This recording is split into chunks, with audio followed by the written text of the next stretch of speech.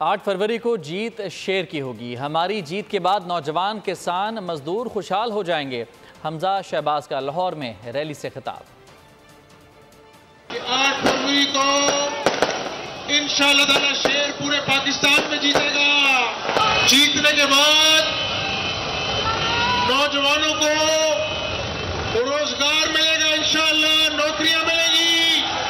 पाकिस्तान का किसान खुशहाल होगा, पाकिस्तान का मजदूर खुशहाल होगा। नवाज शरीफ के संग पाकिस्तान को महंगाई की मुश्किलात से निकाल कर दम लेंगे इंशाअल्लाह। जिस तरह से बिजली की लोड शेडिंग के अंधेरों को दूर किया, उसी तरह महंगाई के चिन्ह को बोतल में बंद करेंगे इंशाअल्लाह। सब्सक्राइब करें और बेल दबाएं ताकि कोई खबर रह न जाए।